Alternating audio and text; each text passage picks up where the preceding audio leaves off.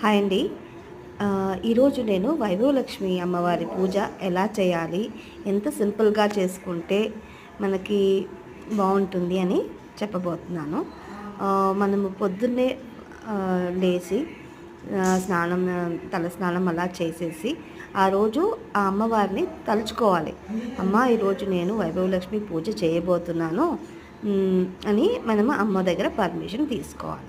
And then పొద్దున్నే పూజ చేసేసుకొని అమ్మవారికి మామూలుగా మనం రోజు దీపం చేసి పెట్టినట్టే పెట్టేసుకొని ఇంకా ఏంటంటే మెయిన్గా తలారా స్నానం చేయాలి, బయట అందంగా బుక్కు పెట్టుకోవాలి, ఇల్లు వాకిలి అంతా శుభ్రంగా చేసుకోవాలి. అండ్ అమ్మవారికి మనము దీపంతో పూజ చేసుకుంటాం. కానీ మన వైభవలక్ష్మి అమ్మవారి పూజ చేయాలి అంటే సాయంత్రమే పూజ చేయాలి. సాయంత్రం 6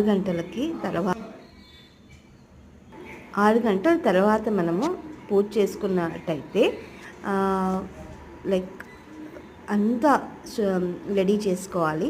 అమ్మవారికి కలశం పెట్టాలి. కలశం పెట్టిన తర్వాత అమ్మకి చిన్నగా నీకు తోచినంత ప్రసాదం చేసి పెట్టవచ్చు. తోచినంత లైక్ ఏదైనా పూలు, పండ్లు, పలహారాలు అన్నీ చేసి పెట్టుకోవచ్చు. వారం ఇలా చేయాలి అంటే ఏమీ కాదు.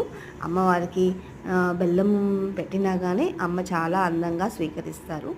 మనము 8 వారాలు చేశాక 8వ వారము అమ్మవారికి ఉద్యాపన చేస్తామన్నమాట. ఉద్యాపన చేసినప్పుడు మాత్రము అందరినీ పిలవచ్చు. పిలిచి ఒక 8 ముత్తైదులకి మనము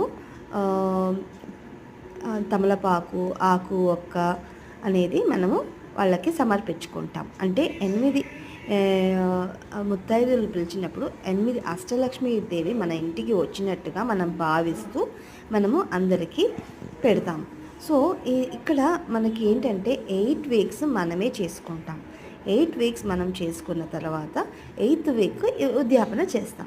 సో ఎవరికి తగినంత వాళ్ళు అమ్మవారికి పసుపు, లైక్ కుంకుమ, అక్షంతలు అవన్నీ వేసి మనము పూజ చేస్తాము.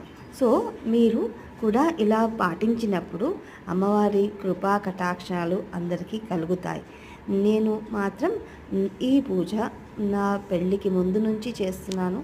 ఎవ్రీ ఇయర్ 8 వీక్స్ చేసుకుంటాను. ఇప్పుడు నాకు తోచినంత వరకు అన్ని శుక్రవారాలు చేసుకుంటున్నాను.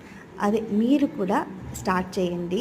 అమ్మవారి యొక్క కృపా కటాక్షాలు అందరికీ కలగాలని కోరుకుంటున్నాను. Thank you.